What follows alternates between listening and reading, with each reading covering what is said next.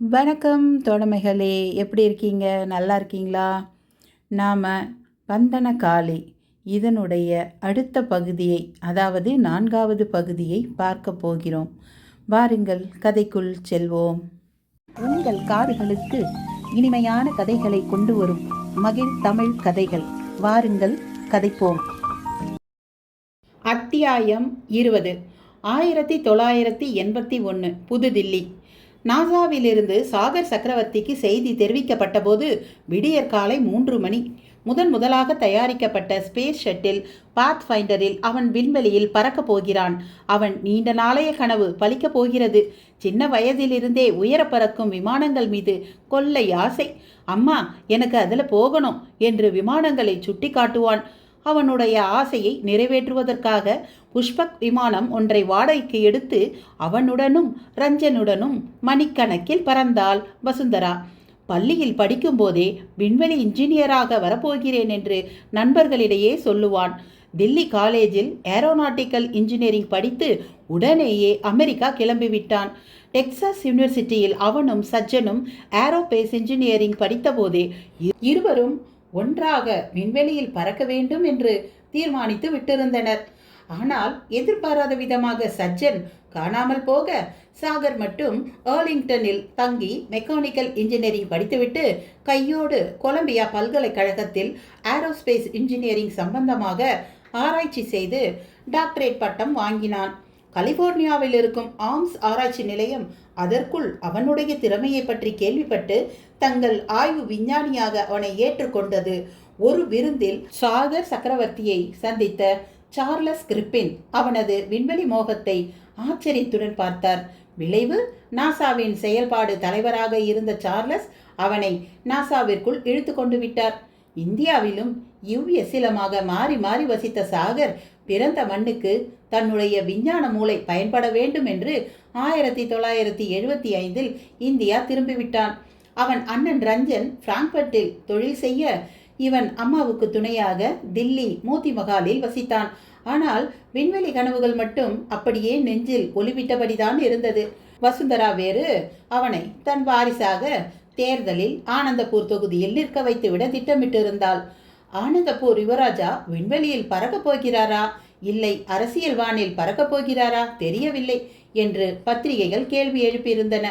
ஒரு நாள் அவன் அம்மா வசுந்தராவை சந்திக்க வந்த கட்சியின் மூத்த தலைவர்கள் அவனை தீவிர அரசியலுக்கு வரும்படி வற்புறுத்த சாகர் திணறி போனான். அவனுடைய விண்வெளி கனவுகளை பூமியில் தோண்டி புதைத்துவிட்டு அரசியலில் ஈடும்படி மந்த்ராவும் சொல்ல, ஏறக்குறைய அந்த முடிவுக்கு அவனும் வந்திருந்தான். ஆனால் அன்று இரவே சார்லஸ் கிரிப்பின் போன் செய்துவிட்டார்.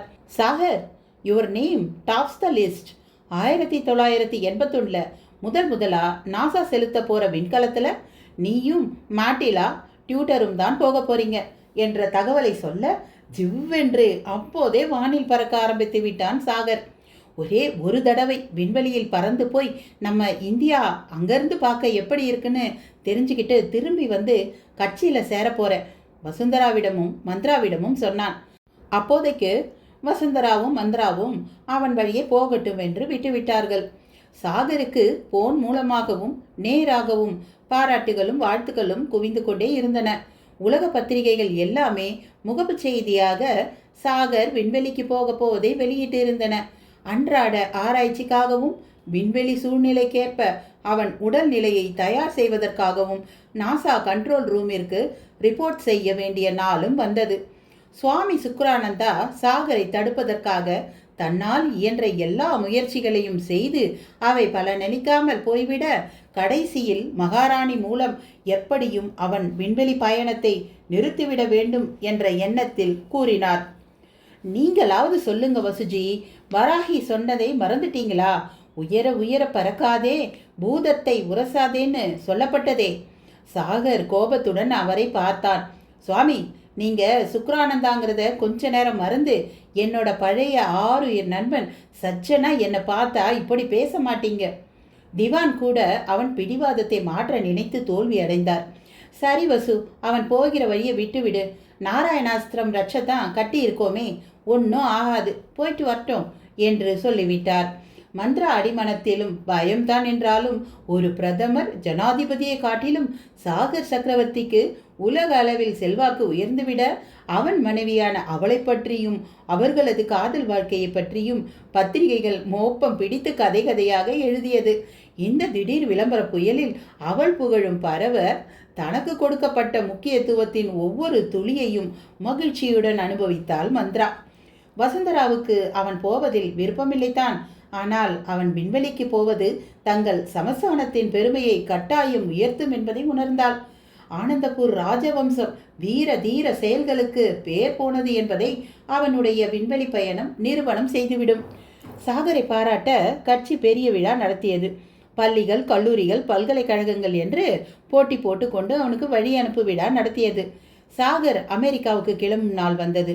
மறக்காமல் வசுந்தரா அவன் கையில் கட்டப்பட்டிருந்த ரட்சை பத்திரமாக இருக்கிறதா என்பதை ஒரு முறை பார்த்து கொண்டாள். வாஷிங்டனிலிருந்து ஜான்சன் விண்வெளி மையத்துக்கு சாகர் சென்றதும் தங்கள் பாதுகாப்பில் அவனை வைத்தார்கள். மாட்டில்டா டியூட்டர் ஏற்கனவே நாசா வந்து விட்டாள். அவள்தான் விண்கலத்தில் உள்ள ரோபாட்டின் கையை இயக்கப் போகிறார் என்று சார்ல்ஸ் கிப்டின் சொன்னார். நீங்க போற ஷர்ட்டில் தான் அமெரிக்காவோட first micro gravity payload flight. Captain Sagar, நீங்க தான் மிஷன் ஸ்பெஷலிஸ்ட், கிரிப்பின் சொன்னார். 2018க்குள்ள 500 விண்வெளி பயணங்களை நம்ம ஷட்டில் மேற்கொள்ள போறது. உன்னோட பயணம் தான் முதல் பயணம். உன் மிஷன் வெற்றியடைய என் வாழ்த்துக்கள் என்று பயிற்சி முடிந்ததும் அவனை அணைத்தபடி சார்லஸ் கிரிப்பின் சொன்னார். சாகர் பொதுவாக உணர்ச்சி வசப்படக்கூடியவன் அல்ல. அவன் வாழ்நாளில் அழுததே கிடையாது. ஆனால் முதல் தடவையாக சார்லஸ் கிரிப்பின் அவனை அணைத்து கொண்டு பேசியதும் உணர்ச்சி வசப்பட்டு கண்ணீர் சிந்தினான். அதை டிவி கேமராக்கள் ஃபோக்கஸ் செய்ய வெட்கத்துடன் சார்லஸின் தோளில் முகத்தை புதைத்து கொண்டான். மாட்டில்டா டியூட்டரோ வாய்விட்டே அழுது விட்டாள். அவர்கள் விண்வெளிக்கு புறப்படும் தினத்தன்று முந்தைய நாள் அவர்களுக்கு எல்லா பயிற்சியும் மீண்டும் ஒரு முறை அளிக்கப்பட்டது. தங்கள் குடும்பத்துடன் அரை மணி நேரம் கழிக்க அனுமதி தரப்பட்டதும் மாட்டில்டாவை அவள் கணவனும் உறவினர்களும் மொய்த்து கொண்டனர். சுவாமி சுக்ரானந்தாவும் மந்த்ராவும் இவனை பார்க்க வந்திருந்ததை கண்டதும் சாகருக்கு சந்தோஷம் தாங்கவில்லை. ஆசை மனைவியிடமும் உயிருக்குயிரான நண்பனிடமும் மனம் விட்டு பேசினான். சஜன், நானும் நீயும் ஒன்னா விண்வெளியில பறக்கணும்னு ஆசைப்பட்டோம். இப்ப நான் மட்டும் போறேன், நீ இல்லாம. யார் யாருக்கு எது கொடுப்பனையோ அதுதான் கிடைக்கும். விண்ணுக்கு போறதும் திரும்பி மண்ணுக்கு வரதும் நம்ம கையில இல்லையே.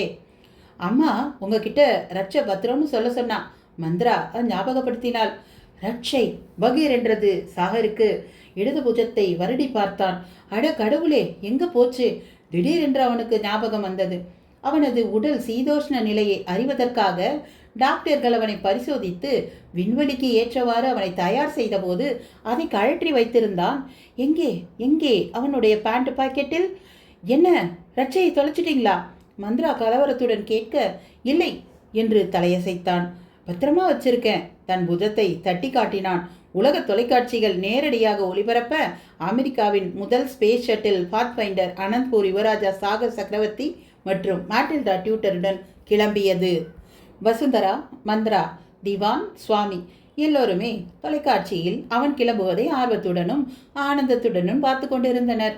ஃப்ளா என்கிற கென்னடி ரிச்சர்ட் சென்டரின் ஓடுதளத்திலிருந்து அமர்க்கலமாக கிளம்பிய அந்த ஷட்டிலில் குதூகலத்துடன் உட்கார்ந்திருந்தாள் மாட்டில்டா டியூட்டர். திரும்பி சாகரின் முகத்தை பார்த்தவள் வியப்படைந்தாள். அவன் முகத்தில் கொஞ்சம் கூட சந்தோஷம் காணப்படவில்லை. குழப்பமே நிலவியது. எப்படி சந்தோஷம் இருக்கும்? விண்கலத்தினுள் நுழைவதற்கு முன் சுற்றி இருந்த விஞ்ஞானிகளை பார்த்து கையசைத்த போது இந்தியாவைச் சேர்ந்த ஒரு பெண் விஞ்ஞானியும் அந்த கூட்டத்தில் இருந்ததை பார்த்தாள். கருப்பு உடையில் இருந்த அவள் நெற்றியில் பெரிய பொட்டு வைத்து கொண்டு இவனை பார்த்து இழித்தபடி கையாட்டி விடை கொடுத்தாள். அவளை பார்த்த சாகர் துணுக்குற்றான். ஆனால் அப்போதைக்கு அவனால் அதை என்னதான் செய்ய முடியும்? பூமியின் எல்லையை அந்த விண்கலம் தாண்ட கூட இல்லை. திடீரென்று அதன் பின்பகுதியிலிருந்து புகை கிளம்ப ஆரம்பித்தது. பின்பகுதி தீப்பிடித்து விட்டது என்பதை புரிந்து கொண்ட விஞ்ஞானிகள் கலவரத்துடன் சாகரிடம் தொடர்பு கொள்ள முயன்ற அதே நேரம் திடீரென்று வெடித்து சிதறியது அந்த விண்கலம். விண்வெளியில் பறக்க வேண்டும் என்ற சாகரின் கனவும் அதோடு வெடித்து சிதறியது. உயர உயர பறக்காதே, பூதத்தை உரசாதே. தொலைக்காட்சியில் அந்த விண்கலம் வெடித்து சிதறிய போது வசுந்தரா, திவான் மற்றும் சுவாமிக்கு முதலில் நினைவுக்கு வந்த வார்த்தைகள் இவை. அத்தியாயம் 21. 1974 கும்பை. கோவிலிலிருந்து பரபரப்புடன் வீட்டுக்கு வந்தார் பட்டப்பா. உள்ளே நுழையும் போதே எல்லார் காதிலும் விழுகிற மாதிரி விஷயத்தை போட்டு உடைத்து விட்டார். டி லோகு, இன்னைக்கு மத்தியானம் 3 மணிக்கு கிரிஜாவை பெண் பார்க்க வர்றா. சட்டுப்புட்டுன்னு எல்லாத்தையும் தயார் பண்ணுடி. லோகுவையும் அவர் பரபரப்பு தொற்றி கொண்டது. யாருனா? யார் வரப்போறா? அதாண்டி, மாயவரம் வள்ளலார் கோவில் சன்னதியில் அர்ச்சகராக இருக்காரே சிவசங்கர குருக்கள், அவரோட ஒரே பையன் வெங்கடேசனுக்கு தான் பார்க்க வர்றா. பையன் என்னடா பண்ணுறான் பட்டப்பா? கக்குப்பாட்டி வழக்கமான தனது ஸ்டைலில் முகவாய் கட்டையில் ஒரு கையும் இடுப்பில் இன்னொரு கையுமாக பிள்ளையை கேட்டாள். தபால் ஆஃபீஸில் ஹெட் கிளர்க்காக இருக்கான். அரசாங்க உத்தியோகம். கிரிஜாவுக்கு கவலையே இல்லை. ஏன்னா அவ ஜாதகம் தரலையே. பைத்தியம் சிவசங்கரனே நல்ல ஜாதகம் பார்ப்பான். எந்த ஜாதகத்தையும் லேசில் ஒத்துக்க மாட்டான். அவனே கிரிஜா ஜாதகத்தை ஒத்துக்கொண்டுட்டான்னா பார்த்துக்கோ. ஏன் எனக்கு கையும் ஓடலை காலும் ஓடலை. எப்படி இப்படி திடீர்னு பொண்ணு பார்க்க வரா? எல்லாம் நம்ம போஸ்ட்மேன் தங்கப்பனோட கைங்கரியம். கிரிஜாவை பற்றி ஆஹா ஓஹோன்னு அந்த பிள்ளையாண்டாங்கிட்ட போஸ்ட் ஆஃபீஸில் புகழ்ந்துருக்கான் போல இருக்கு. மாயவரத்துலேருந்து ஏதோ காரியமாக வந்த அந்த பையன் இதுக்காகவே ஓசப்படாமல் வந்து கிரிஜாவை தூரத்துலேருந்து பார்த்தானாம். பிடிச்சு போச்சான் பெருமையுடன் சொன்னார் பட்டப்பா.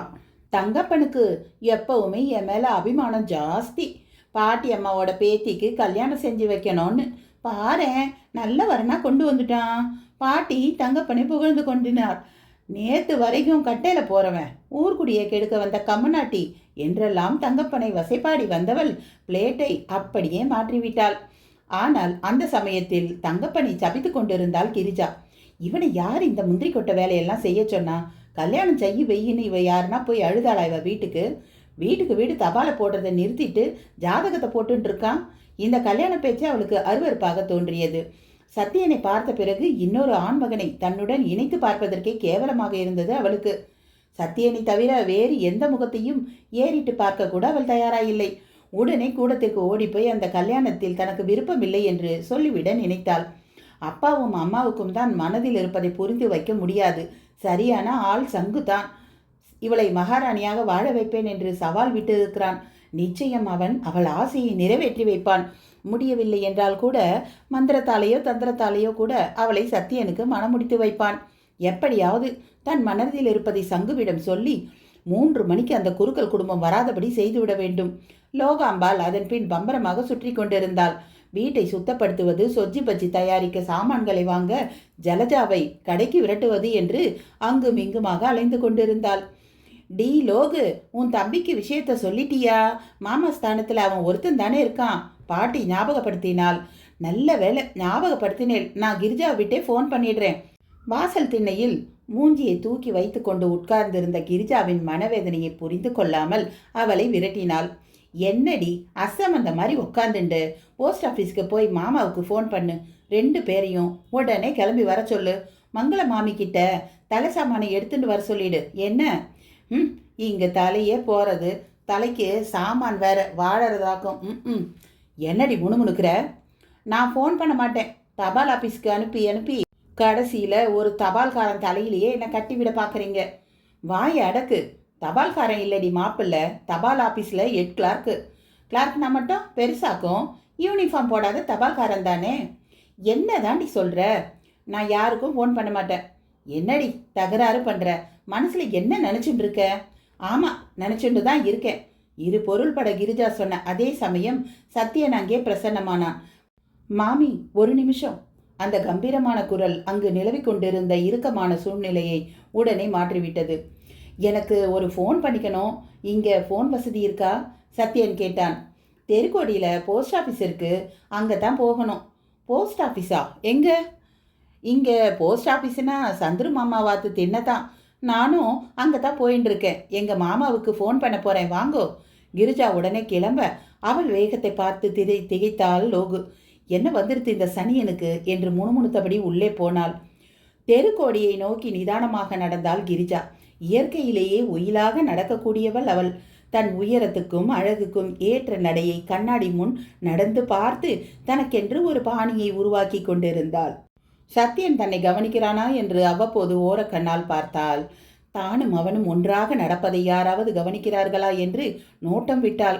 6வது ஐயங்கார் பெண் மங்கை வாய் பிளந்தபடி இவர்களையே முறைத்து கொண்டிருந்தாள்.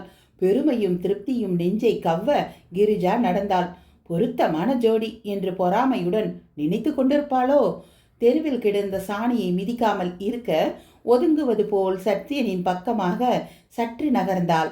இவளது தோள் அவனது வலது புஜத்தில் உரச அவள் உலகத்தின் உச்சிக்கே சென்று விட்டாள். அந்த ஸ்பரிசம் தந்த உணர்வில் அவன் சுதாரித்து கொண்டு சற்று நின்று இவள் போவதற்கு வழிவிட்டான். என்ன இவள் போன்ற அழகி உரச கொடுத்து வைத்திருக்க வேண்டுமே, அதை சாக்காக வைத்து இன்னும் நெருங்கி வர பார்க்காமல் விலகி போகிறானே. இவள் தலையிலிருந்து விழுந்த ரோஜா பூ ஒன்றை அந்த லூசு முதலியார் பிள்ளை ராஜா எடுத்து பத்திரப்படுத்தி வைத்து கொண்டது நினைவுக்கு வந்தது. அதோடு மட்டுமா, தானும் பூநூல் போட்டுக்கொண்டு பிராமணனாக மாறப்போவதாக இவள் காது பட சொன்னான். எல்லாம் இவள் காதலுக்காக. இவன் என்னடா என்றால் பக்கத்தில் இவள் இருந்தும் ரிஷியசிருங்கர் வேடம் போடுகிறான். போஸ்ட் ஆஃபீஸ் வந்துவிட்டது. கிரிஜா சத்தியனை ஃபோனிற்கு மறைக்கு அழைத்து சென்றாள். சந்துரு மாமா, ஒரு ஃபோன் பண்ணிக்கிறேன், கிரிஜா வந்திருக்கே என்று தன் பெயரை சத்தியனின் மனதில் பதிய வேண்டும் என்பதற்காக சற்று உரத்து சொன்னாள். கிரிஜாவா உங்க பெயர்? அழகான பெயர். புன்சிரிப்புடன் சத்தியன் சொல்ல 1000 தாமரை பூக்களை எடுத்து அவள் மீது கொட்டியது போல இருந்தது. அப்பாடா, ஒரு வழியா வாயை திறந்தியாடா, இதை சொல்ல உனக்கு இவ்வளவு நேரமா? தனக்குள் சொல்லி கொண்டான். நீங்க முதல்ல பேசுங்கோ, நான் அப்புறம் பேசுறேன். தன்னை பெண் பார்க்க வரும் விவரத்தை அவன் முன் பேச அவள் விரும்பவில்லை. மெட்ராஸ்க்கு ஃபோன் செய்தான் சத்தியன். ஹலோ, நான் சத்தியன். ஹாய் ஜெய். நல்ல வேலை ஃபோன்கிட்டயே இருந்தியே. உங்கள் வார்டன் ஃபோனை எடுத்தா என்ன பண்ணுறதுன்னு யோசிச்சுட்டு இருந்தேன். நான் என்ன பண்ணுறது, வர்றதுக்கு 2 நாள் ஆகும். நாளைக்கு 5 மணிக்கு டியூஷன் சென்டருக்கு ஃபோன் பண்ணுறேன்டா. என்னடா? சத்தியன் ஃபோனை கட் செய்தான். எவ்வளவு கொடுக்கணும்? தன் ஜிப்பா பாக்கெட் பஸ்ஸிலிருந்து சில்லறையை எடுக்க முயல. நீங்கள் கொடுக்க வேண்டாம், நான் வரதட்சணையில் கழிச்சுக்கிறேன் என்று மனதிற்குள் கூறிக்கொண்டாள். ஊருக்கு போகிறச்சே மொத்தமாக கொடுத்துட்டு போங்கோ என்று சொன்னவள் உங்களை என்று மனதிற்குள் சொல்லிக்கொண்டாள். ஞாபகமாக கேட்டு வாங்கிக்கோங்கோ என்று அவன் சொன்ன பதில் அவளை திருப்திப்படுத்தியது. அது சரி, யார் இந்த ஜெய்? வாடா என்று பேசியதால் நிச்சயம் காலேஜில் உடன் படிக்கும் ஜெய்சங்கர், ஜெயக்குமார் யாராவதாகத்தான் இருக்கும். தன்னைத்தானே சமாதானப்படுத்தியவள் கண்களில் மாயவரம் வள்ளலார் கோவில் தேதி காலண்டர் ஒன்று பட்டது. அதில் குரு பகவான் இவளை பார்த்து சிரித்து கொண்டிருந்தாள். படத்தின் கீழே கோவில் முகவரியும் டெலிஃபோன் நம்பரும் காணப்பட்டது. ஏதோ யோசனையுடன் மாமா லோகநாதன் நம்பருக்கு பதிலாக வள்ளலார் கோவில் நம்பரை டயல் செய்தான். சிவசங்கர குருக்களை கொஞ்சம் கூப்பிட முடியுமா? ஒரு நீண்ட இடைவெளிக்கு பிறகு குருக்கள் லைனில் வந்தார். யாரு? இன்னைக்கு நீங்கள் பொண்ணு பார்க்க கும்பை வர்றதா இருக்கேளே, பட்டப்பா ஆத்துக்கு. ஆமாம், ஒன்றுமில்லை, பொண்ணு ஆத்துக்கு விளக்காயிட்டா. அடுத்த மாதம் பொன் பார்க்குற படலத்தை வச்சுக்கலாமான்னு அப்பா சொல்ல சொன்னான். நீ யாருமா குழந்தை? நான் பொண்ணோட தங்க ஜலஜா. நிம்மதியுடன் ஃபோனை வைத்த கிரிஜா மனசிற்குள் சிரித்து கொண்டாள். சத்தியா, சத்தியமா நீதாண்டா என் புருஷன். அத்தியாயம் 22. 1981 தில்லி. யுவராஜா அண்ட் யங்கர் சன் ஆஃப் மகாராணி வசுந்தரா தேவி கில்ட் ஆஸ் ஷட்டல் எக்ஸ்ப்ளோட்ஸ். டிவி செய்தி அலறி கொண்டிருக்க வசுந்தரா அரை மயக்கத்தில் கிடந்தாள். எவ்வளவு யாகம் செய்தும் ரட்சை கட்டியும் பலனில்லாமல் போய்விட்டது. சுவாமிக்கும் திவானுக்கும் அவளை ஏறிட்டு பார்க்க திராணி இல்லை. அவினாஷ் சர்மா பெருங்குழப்பத்தில் இருந்தான். அவனை ஸ்பெஷல் ஆபீசராக நியமித்திருந்த சாகரிடம் அவன் இதுவரை ரிப்போர்ட் செய்தான்.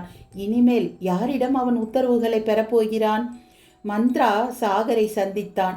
அவளோ சாகரே போய்விட்ட நிலையில் எதிலும் ஆர்வம் காட்டாமல் மறுத்தாள். அப்புறம்தான் அவனுக்கு ஒரு யோசனை தோன்றியது. மகாராணியையே சந்தித்து விட்டால் என்ன? சாகர் சக்கரவர்த்தியின் ஈமச்சடங்கு முடிந்தது. வசுந்தரா சகஜ நிலைக்கு திரும்பும் வரை காத்திருந்த அவினாஷ் மகாராணியை சந்திக்க அப்பாயின்மெண்ட் கேட்டான். சாகரை பற்றி முக்கியமான சமாச்சாரம் பேச வேண்டும் என்றதுமே அவன் அழைக்கப்பட்டான். சொல்லுங்க மிஸ்டர் சர்மா, வசுந்தரா சோகத்துடன் கேட்க, மகாராணிஜி, நான் சாகரால ஸ்பெஷல் ஆஃபீஸராக நியமிக்கப்பட்டேன். உங்களை பயமுத்துற அந்த பெண்மணியை தேடுற பொறுப்பை எனக்கு கொடுத்திருந்தார் சாகர். அது விஷயமாத்தான் நான் வந்திருக்கேன். தெரியும், உங்களை பற்றி சாகர் என்கிட்ட சொல்லியிருக்கான். மகாராணிஜி, எனக்கு என்னவோ அந்த பெண் உங்கள் கூட ஒரு காலத்தில் பழகினவளா ஏன் இருக்கக்கூடாதுன்னு தோணுது. உங்கள் பழைய ஆல்பங்கள், குடும்ப நிகழ்ச்சி ஆல்பங்கள் எதுலையாவது நீங்கள் இப்போ அடிக்கடி பார்க்குற பொண்ணோட முகம் இருக்க வாய்ப்பு இருக்கலாம் இல்லையா? அந்த ஆல்பங்களை பார்த்தா ஒருவேளை உங்களுக்கு அவளை பற்றி ஞாபகம் வரலாம் இல்லையா? வசுந்தரா யோசித்தாள். அவள் இதுவரை இதை பற்றி ஏன் நினைத்து பார்க்கவில்லை? மிஸ்டர் சர்மா, எனக்கு ஒரு தோழி இருக்கா. பேரு பப்பி ஜெயந்த். அவ தான் என்னோட சுயசரிதையை எழுதிட்டு இருக்கா. என் சம்பந்தப்பட்ட அத்தனை போட்டோக்களும் அவகிட்ட தான் இருக்கு. அவ கல்கத்தாவில் இருக்கா. நீங்க அங்க போய் அவளை பாருங்களேன். ஏதாவது துப்பு கிடைக்கலாம். உங்களுக்கு கிடைக்கிற போட்டோக்களை எடுத்துட்டு வாங்க. சந்தேகப்படுற மாதிரி யாராவது இருக்காங்களான்னு நான் பார்த்து சொல்றேன். பப்பியின் முகவரியை வாங்கி கொண்டு அவினாஷ் சர்மா கிளம்பினான். அப்பாடா என்று இருந்தது அவனுக்கு. சாகரின் மரணத்திற்கு பிறகு இப்போது தான் ஒரு சிறு நூலிழை கிடைத்திருக்கிறது அவனுக்கு. மகாராணியை மிரட்டும் பெண்மணியை எப்படியாவது கண்டுபிடித்து விட வேண்டும் என்ற தீர்மானத்தோடு கல்கத்தாவுக்கு கிளம்பினான் அவினாஷ் சர்மா. அத்தியாயம் 23. 1974 கும்பை. வாசலுக்கும் உள்ளுக்குமாக நடந்து பட்டப்பா அழுத்து விட்டார். பெண் பார்க்க வருகிறேன் என்று சொன்னவர்கள் என்ன காரணத்தினாலோ வரவே இல்லை. லோகுவும் குழப்பத்துடன் பட்டுப்புடவை சரசரக்க இங்கும் அங்குமாக அலைந்து கொண்டிருந்தாள். அவள் தம்பி லோகநாதனும் அவன் மனைவியும் கூட வரவில்லையே. என்ன நடந்திருக்கும்? ஆனால் கிரிஜா மட்டும் உற்சாகத்துடன் கொல்லையில் உட்கார்ந்து கொண்டிருந்தாள். மரத்தடியில் சினிமா பாட்டு ஒன்றை முணுமுணுத்தபடி. கொல்லைப்புறத்திற்கு வந்த சங்கு வியப்புடன் அவளை பார்த்தான். என்னடி கிரிஜா, விளையாட்டுக்காரா வரலையேன்னு எல்லாரும் கவலைப்பட்டு இருக்கா. நீ ஜாலியா நெஞ்சத்திலே நீ நேற்று வந்தாயின்னு பாட்டு பாடுறியே. ஆமாண்டா சங்கு, என் நெஞ்சத்துல ஒருத்தன் வந்து உட்கார்ந்துட்டான். யாருடைய அந்த பாக்கியசாலி? பக்கத்தாத்துக்கு வந்திருக்காளே, ஜம்புகேஸ்வரன் மாமாவோட பிள்ளை சத்தியன். அதாண்டா ஜாங்கிரி ஜம்புவோட பையன். பேஷ், வருங்கால மாமனாரை இப்போவே ஜாங்கிரின்னு சொல்ல ஆரம்பிச்சிட்ட. அப்புறம் என்ன, போய் பிழிஞ்செடுக்க வேண்டியது தானே. அட போடா, அந்த சத்தியனுக்கு தூது விட்டாச்சு. அவன் புரிஞ்சின்ற மாதிரியே தெரியலையே. அபிஷ்டு. கிரிஜா, அபிஷ்டுனா என்ன தெரியுமா? தெரியாதே, ஏதோ வையர வார்த்தைன்னு புரியறது. பீஷ்டம்னா இச்சைன்னு அர்த்தம். உன்னோட மனோபீஷ்டங்களை நிறைவேறட்டும்னு ஆசீர்வாதம் பண்ணுவாளே பெரியவா, அதுதான் அர்த்தம். இச்சை இல்லாதவனை தான் அபிஷ்டன்னு சொல்லுவா. ஐயோ, தெரியாம சொல்லிட்டேன்டா சங்கு. அவன் மனசுலையும் என் மேல ஒரு இது வரணும்டா. நான் அவனை உயிருக்குயிர நேசிக்கிறேன். என்னடி, கண்டதும் காதலா? அண்ணலும் நோக்கினாள் அவளும் நோக்கினாள் மாதிரியா? அண்ணல் எங்க நோக்கிறது? காந்தி அண்ணல் மாதிரி தானே பார்க்கிறார். இவள் தான் நோக்கிக்கிட்டே இருக்கா. கவலைப்படாதே, உன் காதல் கை கூட ஏன் வாழ்த்துக்கள். சங்கு, நீ தான் எனக்கு உதவணும். என்னடி, லவ் லெட்டர் கொடுக்கணுமா? அதுக்கு வேற ஆளை பாரு. சீ, அது இல்லை. என்னையும் சத்தியனையும் நீ தான் சேர்த்து வைக்கணும். உனக்கு தான் உங்கள் அப்பா வேற இடத்துல. சட்டென்று அவன் வாயை பொத்தினாள் கிரிஜா. ஏண்டா கத்துற? நான் அந்த சிவசங்கர குருக்கள் கிட்ட ஃபோனில் பெண் பார்க்க வரவேணான்னு ஏற்கனவே சொல்லிட்டேன். அடி பாவி, ஜெட் வேகத்தில் போகிறதே உன் காதல். நீ என்ன செய்வியோ ஏது செய்வியோ எனக்கு தெரியாது. நீ தான் மந்திரம் தந்திரம்லாம் பண்ணுவியே. எப்படியாவது சத்தியனையும் என்னையும் சேர்த்து வச்சுடு. முயற்சி பண்ணுறேன். சங்கு அவளுக்கு நம்பிக்கை அளித்தான். சங்கு எந்தவித முயற்சியும் எடுப்பதற்குள் ஒரு அருமையான சந்தர்ப்பம் ஜம்பு மூலமாக அவனை தேடி வந்தது. பட்டப்பாவை காண அவர் வந்திருந்தார். பட்டண்ணா, நாளைக்கு எத்தனை மணிக்கு அபிஷேகம்? உச்சிகாலம் 12 மணிக்கு. ஒரு சின்ன விஷயம் பட்டண்ணா, என் பிள்ளை சத்தியனுக்கு அஷ்டமத்தில் ராகு. திருநாகேஸ்வரம் போயிட்டு வர சொன்னார் ஜோசியர். பையன்க 2 பேரும் மட்டும் போய் வர போறா. வழிகாட்டுறதுக்கு யாராவது வருவாளா? அவன் காரிலேயே போயிட்டு திரும்பி வந்துடலாம். அப்போது தான் கொல்லைப்புறத்தில் முகம் அலம்பிக்கொண்டு கூடத்திற்கு வந்த சங்குவை பார்த்தார் பட்டப்பா. சாம்புவுக்கு கோயிலில் வேலை இருக்கு, சங்குவை வேணா அனுப்புகிறேன் என்றவர் சங்குவை பார்த்தார். சங்கு, மாமாவோட பசங்க திருநாகேஸ்வரம் போகணுமாம். கூட போய் வழி காமிச்சிட்டு அங்கேயே நம்ம நாகநாத குருக்கள் இருப்பார், நமக்கு வேண்டியவான்னு சொல்லி ராகு பரிகாரத்தை பண்ண சொல்லிடு. என்ன? சங்குவிற்கு சட்டென்று அந்த யோசனை உதித்தது. கிரிஜாவையும் உடன் அழைத்து சென்றால் வேலை எளிதாகிவிடுமே. அவன் என்ன ஓட்டத்தை புரிந்து கொண்டவள் போல கொலைப்புறத்திலிருந்து அவனை பின்தொடர்ந்து வந்து கதவின் பின்னே நின்று கொண்டிருந்த கிரிஜா அவனை அர்த்தத்துடன் பார்த்து புன்னகைத்தாள். அவளை நோக்கி கண்ணடித்த சங்கு புன்சிரிப்புடன் அகன்றான். சத்தியன் சங்குவிற்காக பின் கதவை திறந்து விட்டான். சத்தியன், என் தங்க கிரிஜாவுக்கு கூட ஒரு பிரார்த்தனை இருக்கு, நான் அழைச்சிட்டு வரலாமா? சங்கு ஜாக்கிரதையுடன் அவன் முகத்தை பார்த்தான். முகத்தில் ஏதாவது மகிழ்ச்சிக்கான சாயை தெரிகிறதா? நோ ப்ராப்ளம், வரட்டும். உங்கள் பாட்டியை கூட வேணும்னா அழைச்சிட்டு வாங்கோ. வேண்டாம், பழமொழி சொல்லியே உங்கள் காரை பஞ்சர் ஆக்கிடுவா. சத்யன் சிரித்தான். தன்னை மிக நேர்த்தியாக அலங்கரித்து கொண்டிருந்தாள் கிரிஜா. வயலட் நிறத்தில் கிரேப்ஸில், கான்ட்ராஸ்ட் கலரில் கஃபேராவிக்கை, நீண்ட ஒற்றை பின்னல், அதில் மடித்து பின் செய்யப்பட்ட மகிழம்பூ ஆரம், கையில் கங்கண வளையல். நிதானமாக ஒரு மகாராணி போல் நடந்து வந்தாள். விஜயனும் சத்தியனும் அவள் வரும் திசையில் பார்த்தார்கள். சத்தியன் தனக்காக கார்கதவை திறந்து வைத்திருப்பதை கண்டதும் அவளுக்கு பெருமை பிடிபடவில்லை. சங்கு ஏற்கனவே காரில் உட்கார்ந்து விட்டான். விஜயனை பின்னால் தள்ளிவிட்டு தன்னை முன்னால் உட்காரச் சொன்னால் எவ்வளவு நன்றாக இருக்கும். அவள் காரில் ஏறி அமர்ந்ததும் வேண்டுமென்றே தன் சேலை தலைப்பை காரிலிருந்து வழிய விட்டாள். கார்கதவை மூடும்போது அவன் புடவை தலைப்பை எடுத்து விடுவான் என்று எதிர்பார்த்தாள். குறைந்தபட்சம் புடவை தலைப்பை எடுத்து உள்ள போட்டுக்கொள் என்றாவது சொல்லுவான் என்று எதிர்பார்த்தாள். அவன் அதை லட்சியமே செய்யாமல் கார்கதவை மூடப்போனான். தன்னிடம் இருக்கும் நல்ல புடவை ஒன்று கிழிந்துவிடப் போகிறதே என்ற பயத்தில் அவளாகவே சேலை தலைப்பை உள்ளே எடுத்து அவசரமாக இட்டுக்கொண்டாள்.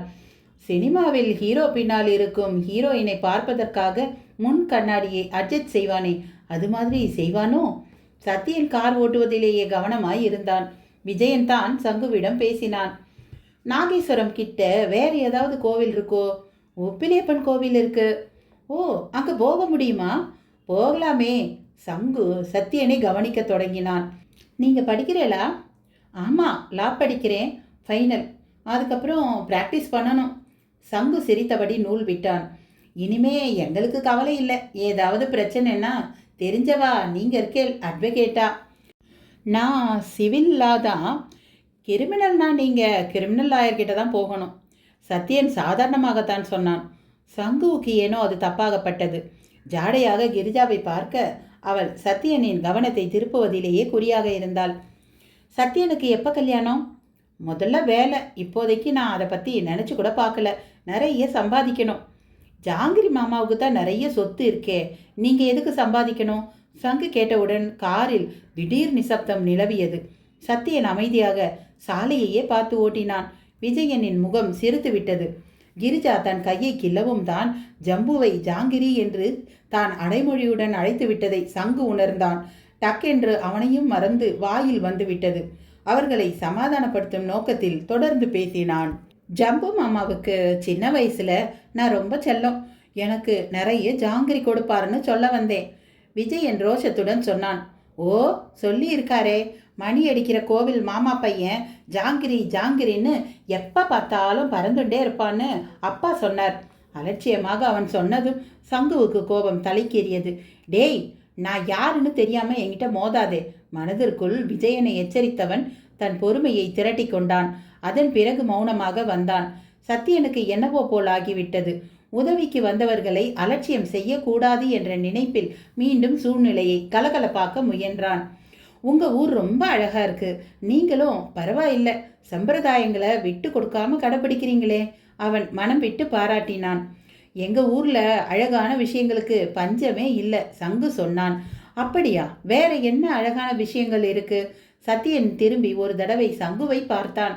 ஏன், நான் இருக்கிறது உங்கள் கண்ணுக்கு தெரியலையா என்று கேட்க வேண்டும் போல் துடித்து கொண்டு வந்தது கிரிஜாவுக்கு. கோவில், தெப்பக்குளம், வயக்காடு, எங்கள் ஊர் பொண்ணுங்க எல்லாமே அழகுதான். சங்கு அடுக்கி கொண்டே போனான். உங்களை விட்டுட்டீங்களே, நீங்கள் கூட அழகாக இருக்கீங்க. உங்கள் கலர், உங்கள் பூனை கண்கள் எல்லாமே உங்களை வெளிநாட்டுக்கார மாதிரி காட்டுது. சினிமாக்கார பார்த்தா விடவே மாட்டா. அட பைத்தியமே, நான் ஒருத்தி குத்து கல்லாட்டமா பின்னாடி உட்கார்ந்துருக்க. திரும்பி பார்த்து என்ன வர்ணிக்காம சங்குவை போய் வர்ணிக்கிறானே. எரிச்சலுடன் சங்குவை முறைக்க அவன் பரிதாபத்துடன் இவளை பார்த்தான். கிரிஜா சூடியிருந்த மகிழம்பூவின் வாசம் கார் முழுவதும் பரவி இருந்தது. இந்த வாசனை நல்லா இருக்கு சத்யா. இதே வாசனையில் ஒரு பெர்ஃப்யூம் தயாரிச்சா எப்படி இருக்கும்?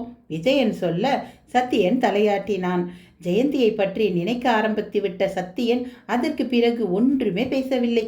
திருநாகேஸ்வரம் கோவில் மூல சன்னதியில் அவர்கள் பயபக்தியுடன் தரிசனம் செய்தனர். கிரிஜாவுக்கு ஒரே தவிப்பு. இந்த விஜயன் நந்தி எங்க போனாலும் ஒட்டிண்டு வருது. சத்தியனை தனியாவே விடமாட்டேன் என்கிறானே இவன். அவள் தவிப்பை புரிந்து கொண்ட சங்கு தீவிரமாக யோசித்தான். மூல சன்னதியை விட்டு ராகு பகவான் சன்னதிக்கு சென்றனர் நால்வரும். திடீரென்று ஞாபகத்துக்கு வந்தது போல பேசினான் சங்கு. சத்யன், உங்களுக்கு ராகு போதாதாம்னு உங்க அப்பா சொன்னார். பரிகாரம் பண்ணணும், இல்லைன்னா நீங்க நினைச்சவாளை கல்யாணம் பண்ணிக்க முடியாது. இதோ இந்த ராகுக்கு பாலாபிஷேகம் பண்ணினா பால் நீளமா மாறும். அதை பார்த்தா தோஷம் விலகிடும். வாங்கல விஜயன், நாம போய் பாலை வாங்கிட்டு வந்துடலாம். சத்தியன் யோசித்தான். கல்யாண விஷயம் என்கிறான். ஜெயந்தியை கல்யாணம் பண்ணிக்கொள்ள தடை ஏதும் வராமல் இருக்க வேண்டும். செய்து பார்ப்போமே. அவன் தலையசைத்ததை கண்டதும் சங்கு கிரிஜாவை பார்த்தான். இதுதான் உனக்கு நல்ல சந்தர்ப்பம், உன் மனசுல இருக்கிறத கொட்டிடு என்ற அர்த்தம் விழிகளை உருட்டியவன் விஜயனை அழைத்து கொண்டு கிளம்பினான். அவர்கள் அப்பால் போக உடனே செயலில் இறங்கினாள் கிரிஜா. வாங்கல, அந்த மண்டபத்துல போய் உட்காரலாம், இங்க வெயிலா இருக்கே. கிரிஜா சொல்ல சத்தியன் அந்த மண்டபத்தை நோக்கி நடந்தான். அவனை பின்தொடர்ந்தாள் கிரிஜா. முன்னால் ஒரு யானை போல நடந்து போகும் அவனை ஏக்கத்துடன் பார்த்தாள். நேற்று பேண்ட் சட்டையில் இருந்தான், இன்று வேட்டி ஜிப்பாவில் இன்னும் கம்பீரத்துடன் இருக்கிறான். வேட்டி இவன் கவர்ச்சியை பன்மடங்கு அதிகரித்திருந்தது. அவன் காரை விட்டு இறங்கிய போது வேட்டியை மடித்து கொட்டி கொண்டிருந்தான். கர்லக்கட்டைகளை போன்ற அவன் கால்கள் அவளுக்கு கிளர்ச்சியை தந்தன. அவன் அணிந்திருந்த ஆலிவ் நிற ஜிப்பாவும் மயில்கண் கரை வேட்டியும் தங்க பிரேஸ்லெட்டும் மற்ற ஆண்களை விட அவன் தனித்தன்மை பெற்றவன் என்பதையே உணர்த்தியது. நாளைய கால் பாய்ச்சலில் அந்த மண்டபத்தில் மேல்படியை அடைந்த சத்தியன் அப்படியே உட்கார்ந்து கொண்டான்.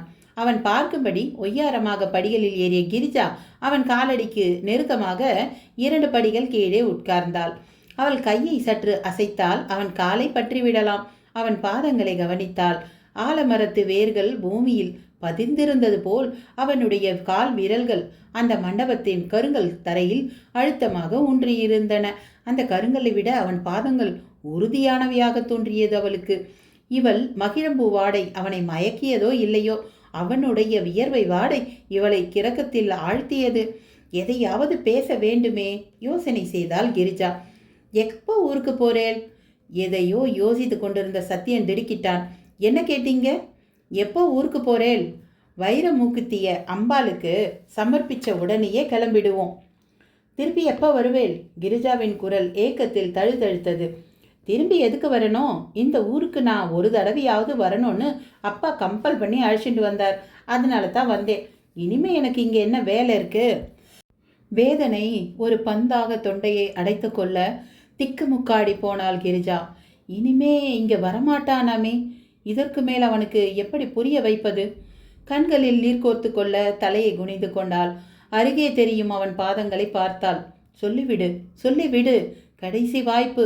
அப்புறம் உன்னால் இவனை பிடிக்கவே முடியாது. தைரியத்தை வரவழைத்து கொண்டு மனதில் இருப்பதை கொட்டி தீர்த்துவிடு.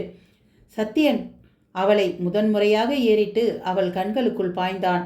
தன்னை பெயர் சொல்லி அவள் அழைத்ததால் ஏற்பட்ட வியப்பு அவன் நெற்றியில் கோடுகளாக பிரதிபலிக்க அது அவன் பார்வையை சற்று கடுமையாக காட்டுவது போல் இருந்தது அவளுக்கு.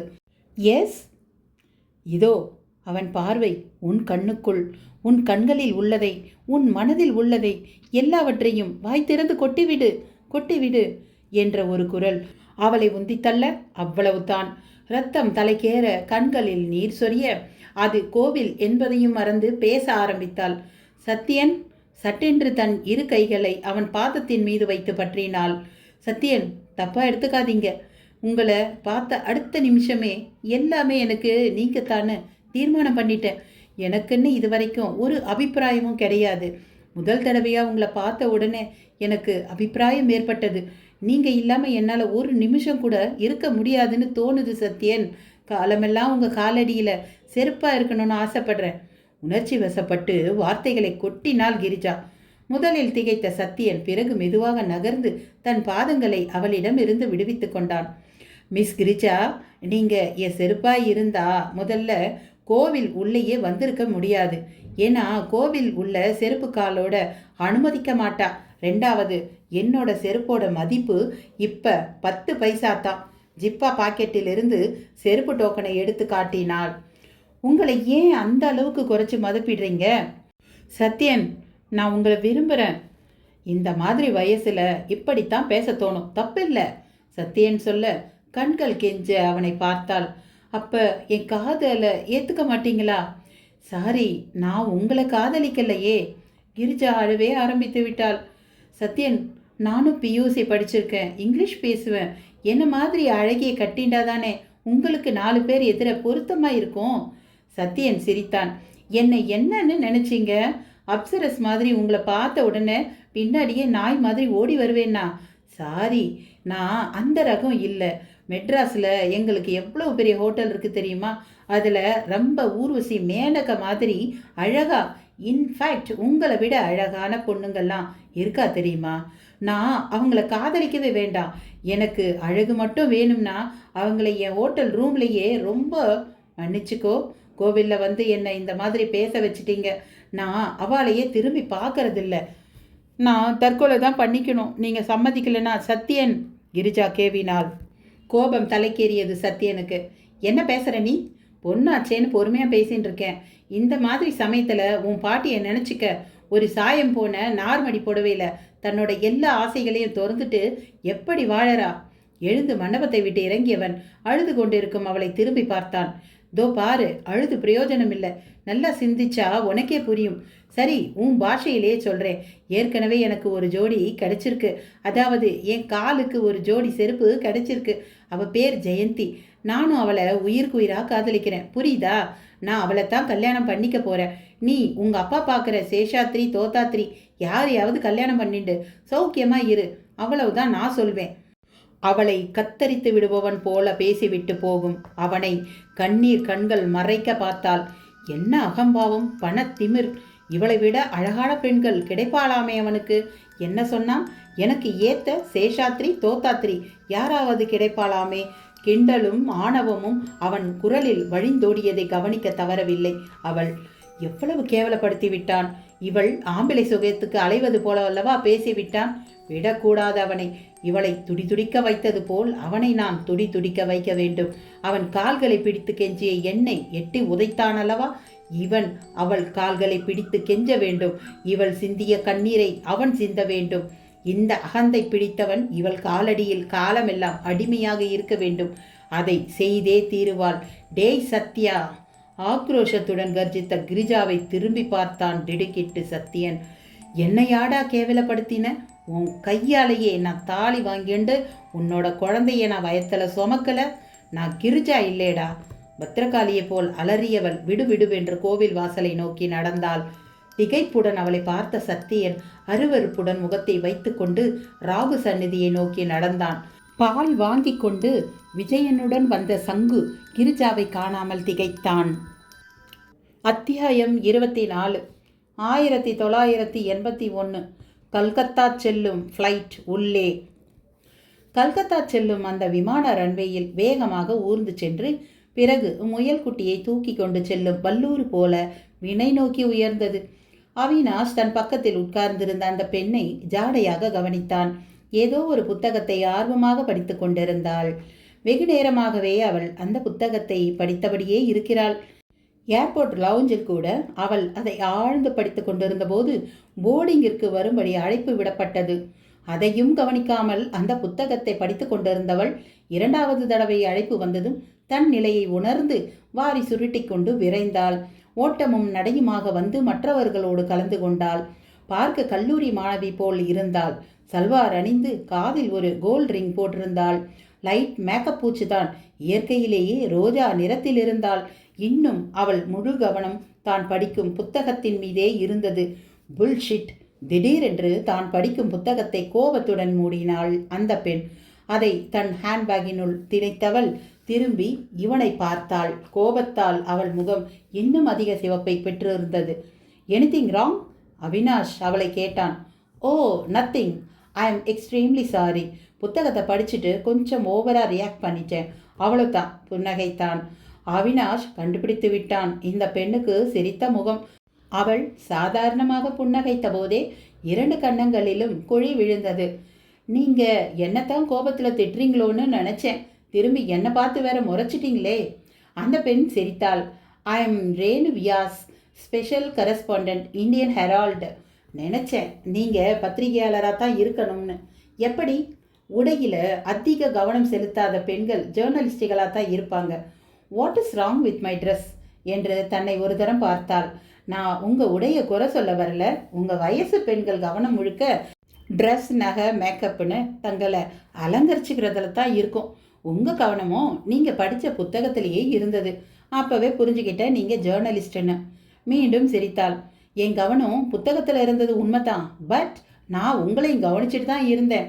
முதல் தடவை அறிவிப்பு வந்ததும் நான் கவனிக்கலைங்கிறதுக்காக என்னை ஹலோன்னு கூப்பிட்டு என் கவனத்தை திசை திருப்ப பார்த்தீங்க. அதுக்குள்ளே நானே எழுந்துட்டேன். ஓ, அதையும் நீங்கள் கவனித்தீங்களா? வியப்புடன் கேட்டான். ஜேர்னலிஸ்ட் பெண்களுக்கு ட்ரெஸ் சென்ஸ் வேணும்னா இல்லாமல் இருக்கலாம், ஆனால் நியூ சென்ஸ் நிறைய உண்டு. அப்போ நியூ சென்ஸ் தான்.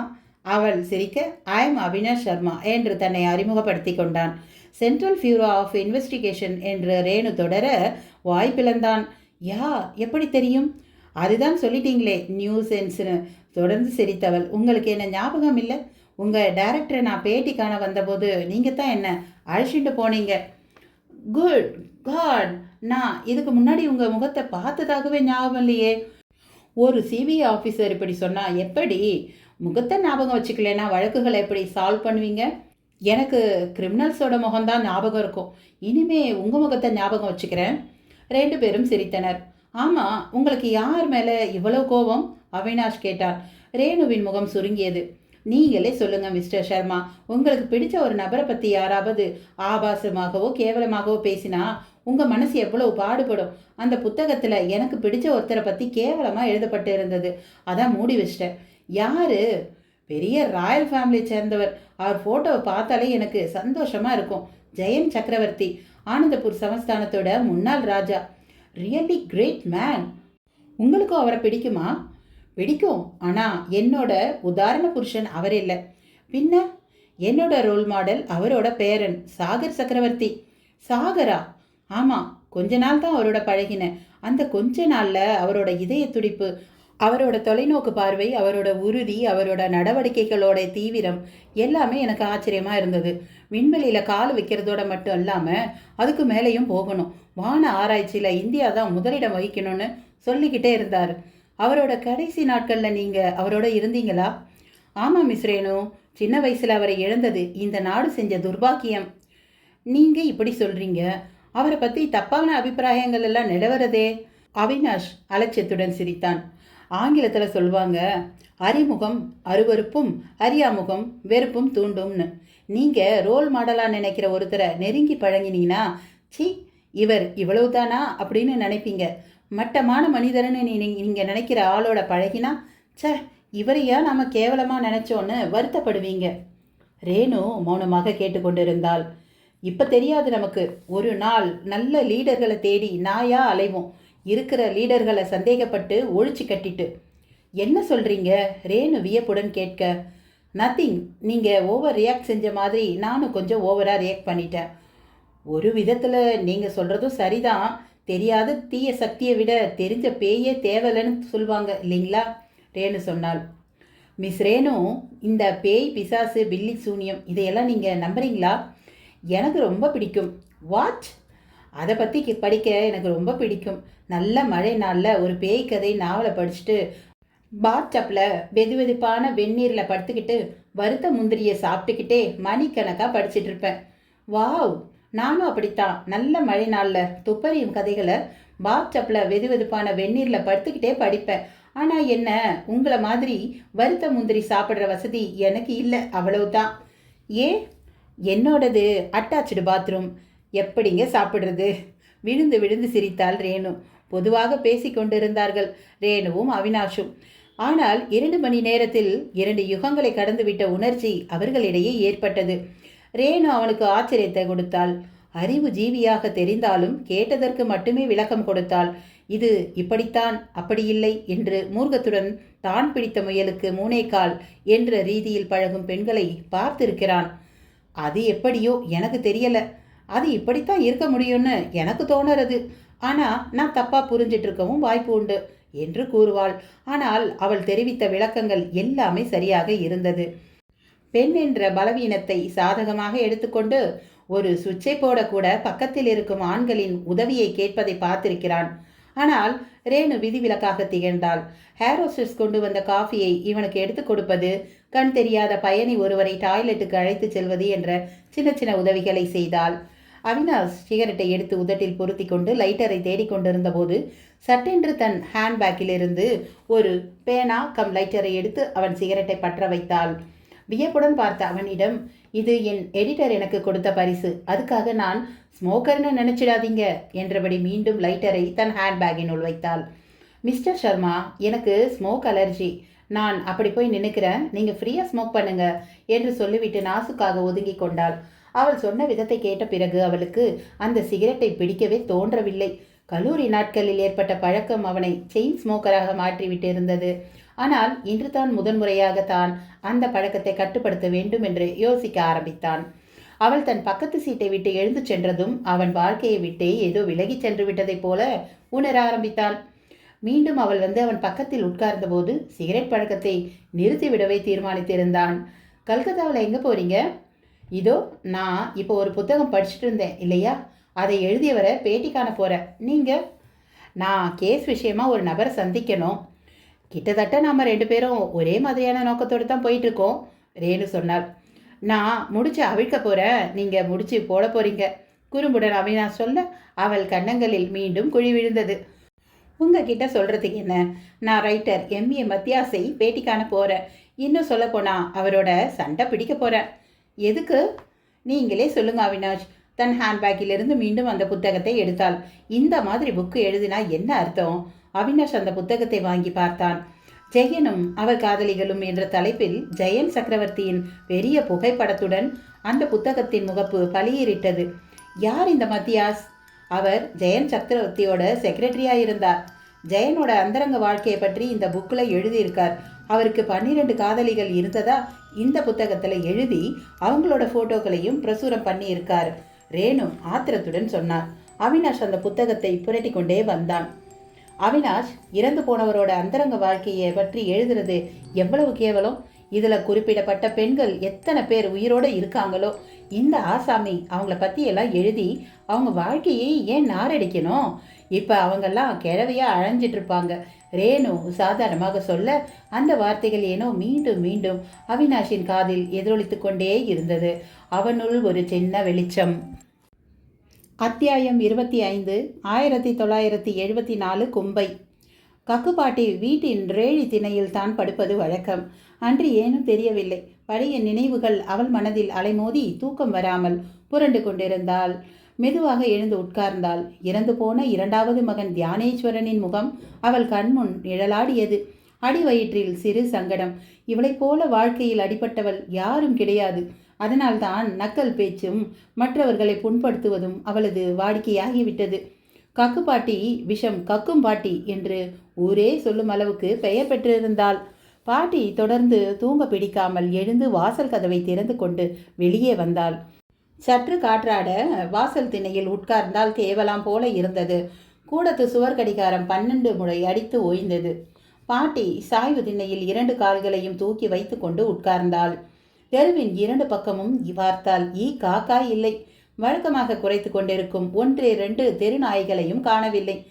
பாட்டி கும்பேஸ்வரர் கோவில் கோபுரத்தையே வெறித்து பார்த்தாள். அதன் மீதிருந்த வௌவால்கள் ஒன்றையொன்று துரத்தி விளையாடி கொண்டிருந்தன. ஏதோ இரவு பறவை ஒன்று விசித்திரமாய் ஒலியை எழுப்பியது. பாட்டிக்கு கிரிஜாவின் கல்யாணம் நல்லபடியாக நடக்க வேண்டுமே என்ற கவலை தொற்றிக் கொண்டது. அனாவசியமான பயங்கள் மனதினுள் அலையலையாய் எழும்பின. தியானேஸ்வரன் திருமணமான 2 வருஷங்களில் தற்கொலை செய்து கொண்டான். இவளுடைய பெரிய பேத்தி வனஜா கல்யாணமான 2ஆம் வாரத்திலேயே மாமியார் வீட்டில் ஷாக்கடித்து இறந்து போனால். அவளை பற்றி யாருமே இப்போது பேசுவதில்லை.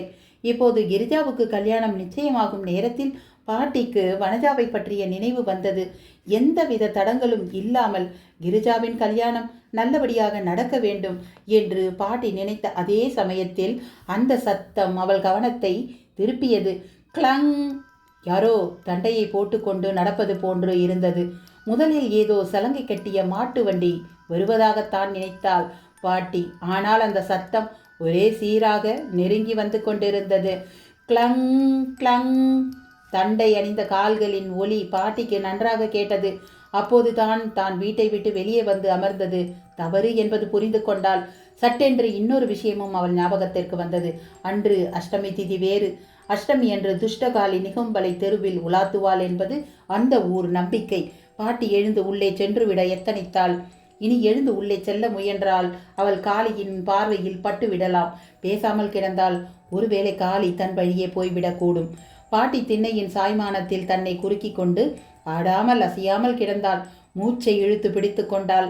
தனக்கு தெரிந்த ஸ்லோகங்களை முணுமுணுத்தாள். கிளங் கிளங்! ஒலி இப்போது அருகாமையில் கேட்டது. இவர்கள் வீட்டு வாசல் வரை கேட்ட ஒலி அதன் பிறகு ஒலிக்கவில்லை. பாட்டிக்கு பயம் நெஞ்சை கவ்வியது. இவள் இங்கே கடப்பதை காளி பார்த்து விட்டதோ? டம்பர காளியின் கண் பம்பரமாக சுற்றும் என்று சொல்வார்களே. அப்போதுதான் பாட்டிக்கு அந்த சிரிப்பு ஒலி கேட்க ஆரம்பித்தது. இடி இடி என பலத்த சிரிப்பு. என்ன கக்கம்மா, சௌக்கியமா? கிண்டலுடன் கேட்டது குரல். பாட்டிக்கு தலையை தூக்கி பார்க்க பயமாக இருந்தது. என்ன பயப்படுறியா கக்கம்மா? உனக்கு கூட பயனா? என்னன்னு தெரியுமா? தைரியமா தலையை தூக்கி என் முகத்தை பாரு. பாட்டிக்கு நாக்கு உலர்ந்து போனது. என்ன பாரு, என்ன பாருன்னு காளி சொல்வா. கண்ணை திறந்து அந்த பயங்கர உருவத்தை பார்த்த அடுத்த வினாடி உயிர் போயிடும்னு பாட்டியின் சின்ன வயதில் யாரோ சொன்னது ஞாபகத்துக்கு வந்தது. தன்னையும் அறியாமல் பார்த்து விட போகிறோமே என்று கண்களை இறுக மூடிக்கொண்டு விட்டாள் கக்கு பாட்டி. உன் ரத்தம் எனக்கு வேணும், உன் ரத்தம் எனக்கு வேணும். இடி இடி என சிரித்தது அந்த குரல்.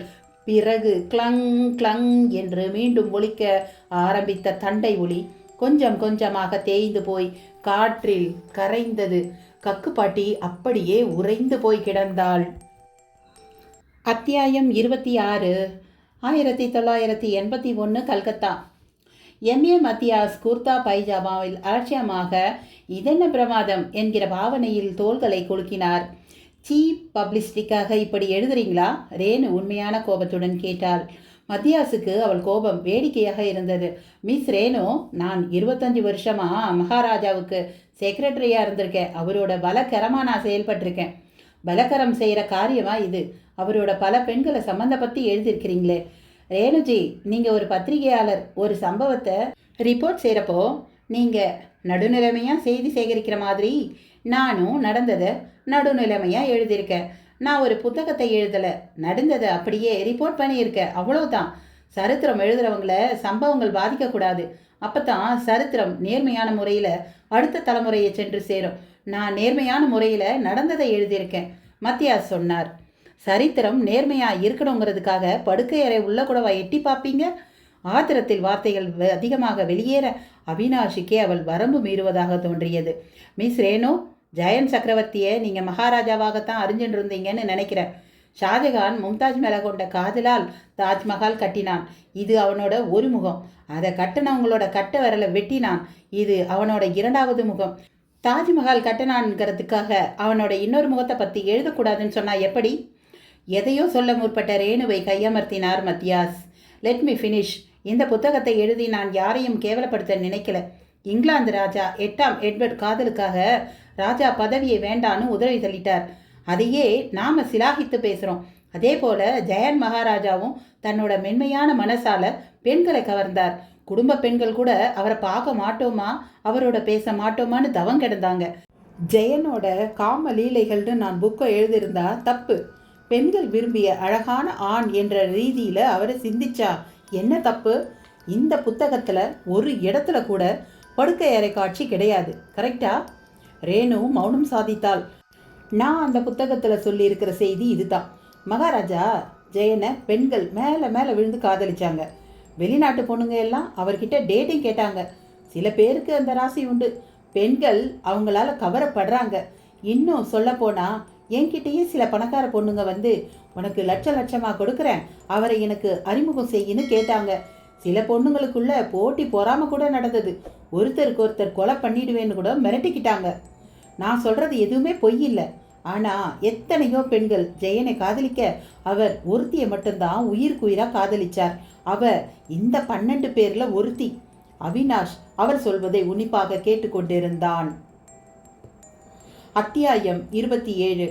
1981 கல்கத்தா. பப்பி ஜெயந்த் பொத்தானை அழுத்தியதும் ஒரு பணியால் 2 கிண்ணங்களில் ரசமலாயும் கிரேப் ஜூஸும் கொண்டு வந்து வைத்தான். வயதின் முதிர்ச்சி அவள் முகத்தில் மடிப்புகளாக காட்சியளிக்க அதை மறைக்க அவள் மிகவும் சிரமப்பட்டிருந்தாள். அந்த ஓவர் மேக்கப் அவள் முகத்தை விகாரப்படுத்தி இருந்தது. மகாராணி வசுந்தராவின் பிரியமான தோழி. அவளுடைய எல்லா ரகசியங்களும் இவள் கையில். எனக்கு ஆச்சரியமா இருக்கு. வசுந்தரா எனக்கு ஃபோன் செஞ்ச போது ஒரு ரகசியமான இன்வெஸ்டிகேஷனுக்காக அவினாஷ்னு ஒருத்தர் வருவான்னு சொன்னா. கூட ஒரு பத்திரிகையாளர் வருவாங்கன்னு அவ சொல்லலையே. அவினாஷ் புன்னகைத்தான். சாரி மேடம், இப்போ அவங்க பத்திரிகையாளராக வரல. இந்த கேஸில் எனக்கு உதவி செய்யறதுக்காகத்தான் வந்திருக்காங்க. இவங்க ஆனந்தபூர் சமஸ்தானத்தை பற்றி நிறைய புக்கு படிச்சிருக்காங்க. அந்த குடும்பத்து மேலே அபிமானம் உள்ளதால் உண்மையிலேயே அவங்களுக்கு நல்லது நடக்கணும்னு ஆசைப்படுறவங்க. ஐசி புருவத்தை உயர்த்தி தனது வியப்பை வெளியிட்டாள் பப்பி. ரேணுவும் தன் பங்குக்கு உத்தரவாதம் அளித்தாள். மிஸ்டர் அவினாஷ் சொல்கிறது கரெக்டு தான் மேடம். இப்போ என் கையில் டிடெக்டிவ் ஃபோனோ பேனாவோ எதுவுமே கிடையாது. நீங்கள் என்னை பரிபூர்ணமாக நம்பலாம்.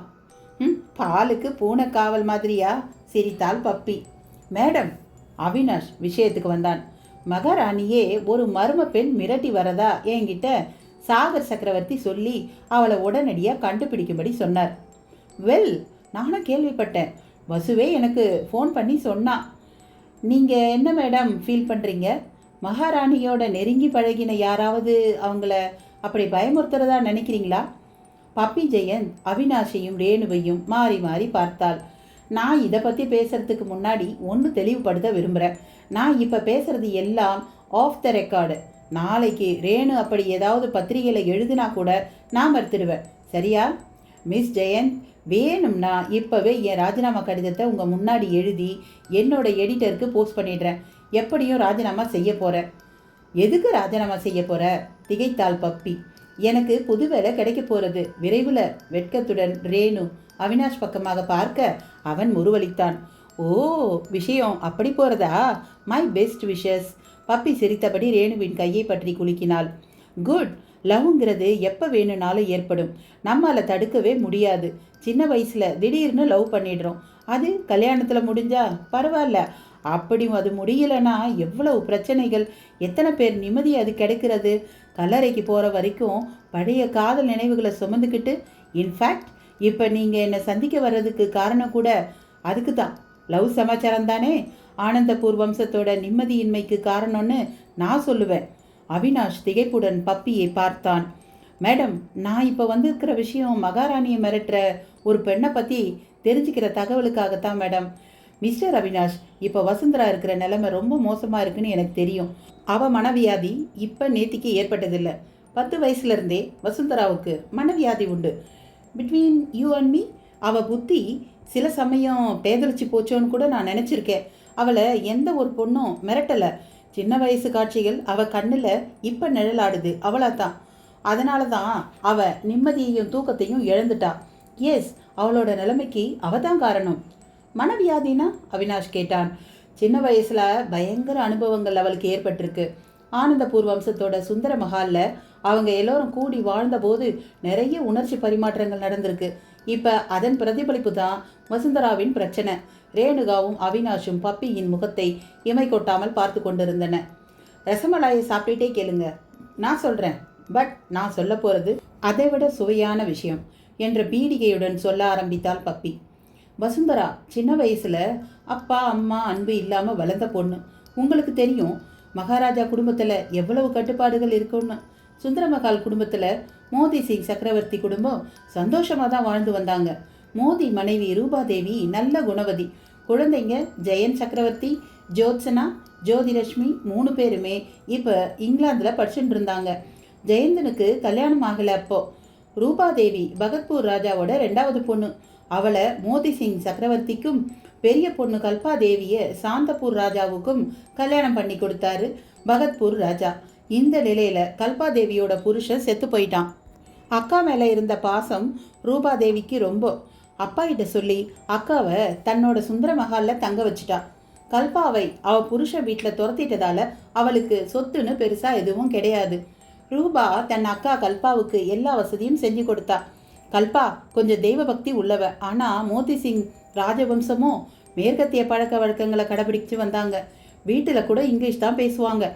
வெளிநாட்டிலேருந்து வந்த ஜெயனுக்கு கல்பா பெரியம்மாவோட ஆசார அனுஷ்டானங்கள் பிடிக்கல. அதை அவன் மேலே திணிக்க முயன்றதும் பிடிக்கல. விதவை அக்கா மனசு நோகக்கூடாதுன்னு அவளுக்கு நிறைய உரிமைகளை கொடுத்திருந்தா ரூபா. இதனால அவளுக்கும் ஜெயனுக்கும் அடிக்கடி தகராறு வரும். கல்பாவுக்கு ஜோதிலட்சுமி மேலே மட்டும் அளவு கடந்த அன்பு. இறந்து போன தன்னோட அம்மா மாதிரி இருக்கான்னு அவ மேலே அளவு கடந்த பாசம். வேணுமுனே ஜெயனை மட்டம் தட்டுவா. ஜோதிலட்சுமியை ஸ்பெஷலாக கவனிப்பா. ரூபாதேவி ஒரு நாள் தன் பெண்கள் ஜோத்சனா ஜோதிலட்சுமியோட ஒரு மலர் கண்காட்சிக்கு போயிருந்தா. ஜெயன் வெளியில போயிருந்தான். அப்ப நண்பனை பார்த்து விட்டு திரும்பி வந்த ஜெயன் வீட்டுக்குள்ள நுழைஞ்ச போது யாருமே இல்லை. மாடி பக்கமா போனவன் அப்பா மோதி சிங்கோட படுக்க அறைக்கு போனான். போனவனுக்கு பயங்கர அதிர்ச்சி. மோதி சிங் படுக்கையில அவரோட கல்பாதேவி இருந்ததை பார்த்துட்டான். ரசமான இடத்துல ஜெயன் நுழைஞ்சதும் கல்பாவுக்கு அவமானமா போயிடுத்து. விடுவிடுன்னு இறங்கி போயிட்டா. அம்மா ரூபா மனசு வருத்தப்பட போறாளேன்னு ஜெயன் எதுவும் அவகிட்ட சொல்லலை. பெரியம்மா கிட்ட ஜாகிரதையா இருன்னு மட்டும் அம்மா கிட்ட சொன்னான். அப்ப அவளுக்கு அவன் சொன்னது புரியல. கல்பா வாந்தி எடுக்க ஆரம்பித்த உடனேயே விஷயம் புரிஞ்சு போச்சு. ஆனா ரூபா புத்திசாலி. விஷயத்தை பெருசு பண்ணாம மகாராணிங்கிற தன் அதிகாரத்தை வச்சு அதை அப்படியே அமுக்கிட்டா.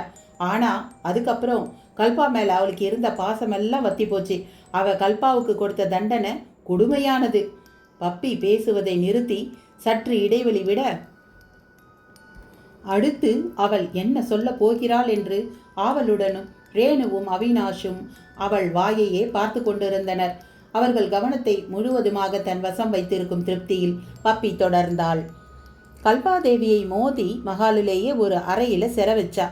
அவளை வெளியே வரவே விடல. வாசல்ல 2 ஆளு 24 மணி நேரமும் காவல் காத்தாங்க. கல்பாதேவியோட தேவைகளை கவனிக்கிறதுக்கு ஒரு வேலைக்காரி. மற்றபடி வீட்டில் இருந்த யாரையும் கல்பாதேவி சந்திக்க முடியாது. தன்னோட பொண்ணுங்க ஜோத்சனா ஜோதிலட்சுமியை கூட அவளை நெருங்க விடலை. இந்த நேரத்தில் தான் கல்பாதேவிக்கு குழந்தை பிறந்தது. அந்த குழந்தை பிறந்த உடனேயே ரூபாதேவி எங்கேயோ கொண்டு போய் ஒளிச்சு வச்சிட்டா. மயக்கம் தெளிஞ்சு எழுந்த கல்பா என் குழந்தை அப்படின்னு கதறி அழுதா. ஆனால் ரூபாதேவி அவ அழுகையை கண்டு அசரலை. அவ குழந்தை எங்கே இருக்குன்னு சொல்ல மறுத்துட்டா. வேற வழி இல்லாம கல்பாதேவி நடப்பணமா அந்த அறையிலேயே காலத்தை கழிச்சா.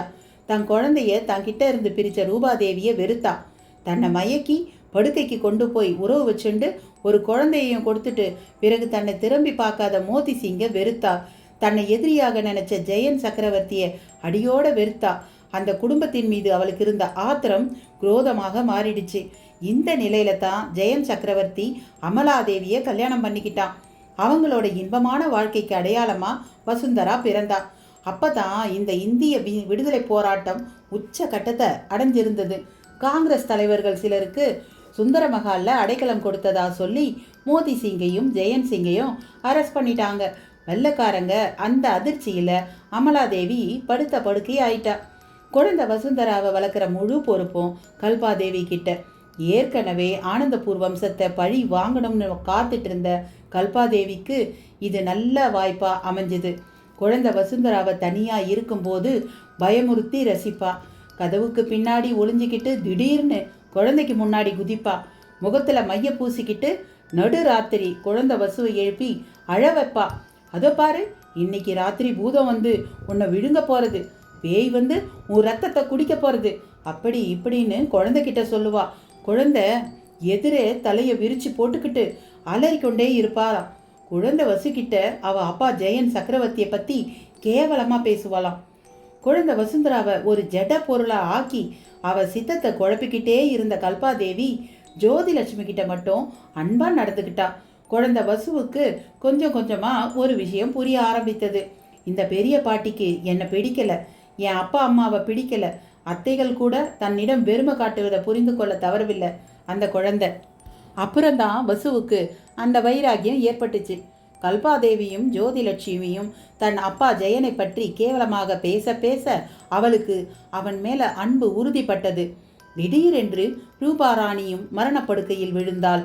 சாகரத்துக்குள்ளேயாவது என் குழந்தை எங்க இருக்குன்னு சொல்லிடு, ரூபாவை கல்பா கேட்டாள். ரூபாவும் தான் மரணம் அடைவதற்கு ஒரு நாள் முன்பு கல்பாவிடம் அவள் குழந்தை இருக்கும் இடத்தை சொன்னாள். அந்த குழந்தையை தேடி போன கல்பா அப்புறம் சுந்தரமகால் பக்கம் வரவே இல்லை.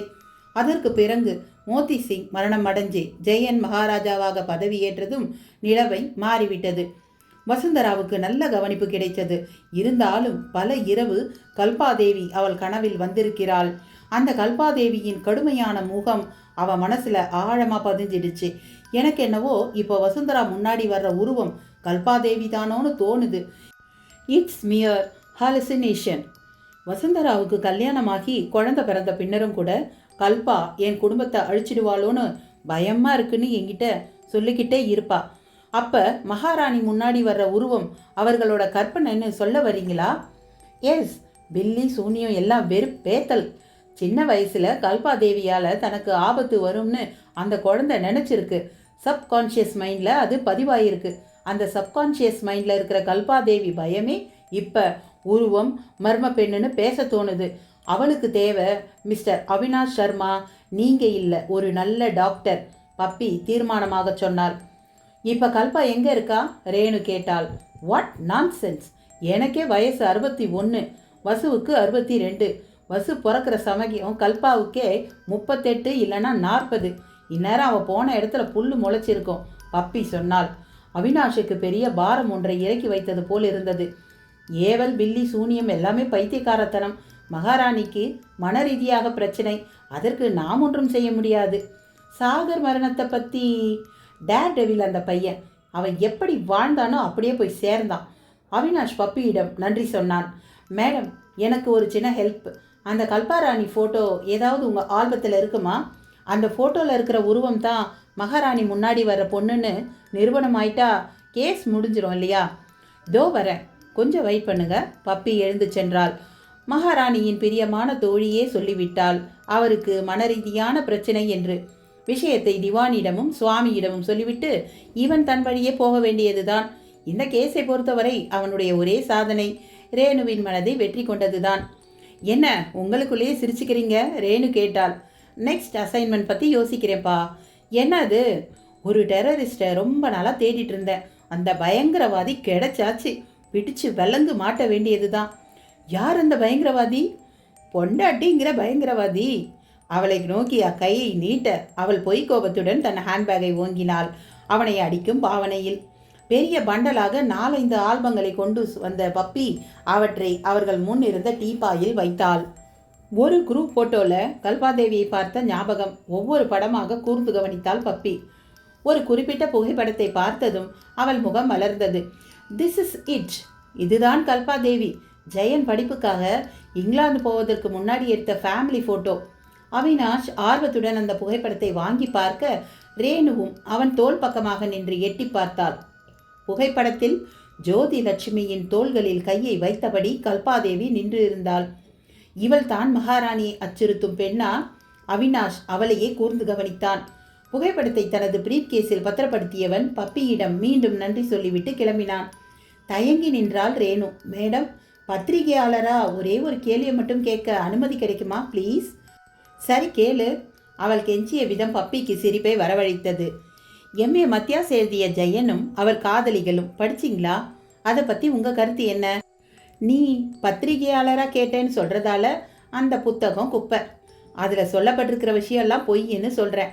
ஆனால் நீ அவினாஷ் சர்மாவோட உட்பியா இந்த கேள்வியை கேட்பதா இருந்தா வேற பதில் சொல்லுவேன்.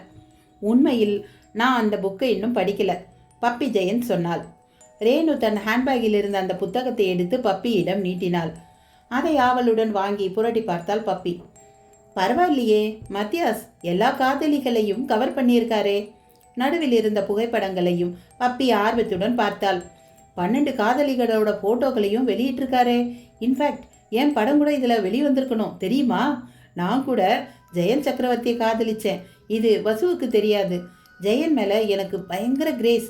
என் புருஷனோட பெயர் ஜெயந்த்னு இருக்கிறதாலேயே அவரை நான் கல்யாணம் பண்ணிக்கிட்டேன் தெரியுமா? கலகலவென்று சிரித்து கொண்டே பப்பி கண்ணடித்தாள். சிரித்து கொண்டே புகைப்படங்களை பார்த்தவளின் கண்கள் ஒரு குறிப்பிட்ட புகைப்படத்தின் மீது நிலைக்குத்தி நின்றது. ஜெயனின் 6வது காதலி அஞ்சலி தேவி என்று கீழே குறிப்பிடப்பட்டிருந்தது. பப்பியின் முகம் சுருங்கியது. What nonsense! என்ன உளறல் இது? இது அஞ்சலி தேவியாக இருக்கவே முடியாது. தனக்குள் தீவிரமாக யோசித்தபடி கூறினாள் puppy. Anything wrong madam? Renu கேட்டாள். இந்த பெண் இவ பெயர் அஞ்சலி தேவியா இருக்கவே முடியாது. அவளை எங்கேயோ பார்த்துருக்க. My God! அவினாஷ், அந்த குரூப் ஃபோட்டோவை கொடுங்க. இது கல்பாதேவி மாதிரி இருக்கே. அவினாஷ் நீட்டிய அந்த புகைப்படத்தை வாங்கி பார்த்தாள். 2 புகைப்படங்களையும் மாறி மாறி பார்த்தாள். மத்தியாசுக்கு மூளை குழம்பி போயிடுச்சுன்னு நினைக்கிறேன். கல்பா ஜெயனுக்கு பெரியம்மா. அவளோட ஃபோட்டோவை போய் ஜெயனோட 6வது காதலின்னு குறிப்பிட்டா என்ன அர்த்தம்? ஒருவேளை கல்பா மோதி சிங்கோட காதலின்னு குறிப்பிடுறதுக்கு பதிலாக ஜெயனோட காதலின்னு சொல்லிட்டாரா? ரேணு சந்தேகம் எழுப்பினாள். நிச்சயம் இது கல்பாதேவி தான், எனக்கு சந்தேகமே இல்லை. அப்போ அஞ்சலி தேவி யாரு? நிஜமாவே அந்த பேரில் யாராவது காதலி இருந்தாளா? அவினாஷ் கேட்டான். இதில் ஏதோ குழப்பம் இருக்கு. பட் காக்காஜியை கேட்டால் அவர் கரெக்டாக சொல்லிடுவார் அஞ்சலி தேவி யாருன்னு. காக்காஜியா? ஆமாம், ஜெயன் சிங்கோட வேலைக்காரன். ஆனந்தபூர் வம்சத்து 3 தலைமுறையாக வேலை செஞ்சான். சுந்தர மகாலில் பங்காவாலாவா வேலைக்கு சேர்ந்தான். இப்போ ரிட்டையர் ஆகி டார்ஜிலிங்கில் இருக்கான். அவனை கேட்டிங்கன்னா இந்த அஞ்சலி தேவி யாருன்னு சொல்லுவான். வசுந்தரா மேலேயும் ரஞ்சன் சாகர் மேலேயும் ரொம்ப அன்பு அவனுக்கு. ஜெயனோட கடைசி காலத்தில் அவரோட வலக்கையாக இருந்தான். ஜெயனோட ரகசியம் எல்லாம் அவனுக்கு தெரியும். நான் அட்ரஸ் தரேன், அவனை போய் பாருங்க. காகாஜியின் முகவரியை வாங்கி கொண்டு பப்பியிடம் விடைபெற்று கொண்டு அவினாஷும் ரேணுவும் கிளம்பினார்கள். வெகு நேரம் யோசித்து கொண்டிருந்த பப்பி எழுந்து சென்று எம்ஏ மத்தியாசின் நம்பரை டயல் செய்ய தொடங்கினாள். என்ன தோழமைகளே, கதை எப்படி போயிட்டுருக்கு? விறுவிறுப்பாக போயிட்டுருக்குதுங்களா? இந்த கதை உங்களுக்கு பிடிச்சிருக்குன்னு நினைக்கிறேன். பிடிச்சிருந்தா லைக் பண்ணுங்கள், உங்கள் ஃப்ரெண்ட்ஸ்க்கெல்லாம் ஷேர் பண்ணுங்கள். இதோட அடுத்த பகுதியில் நான் உங்களை சந்திக்கிறேன். நன்றி.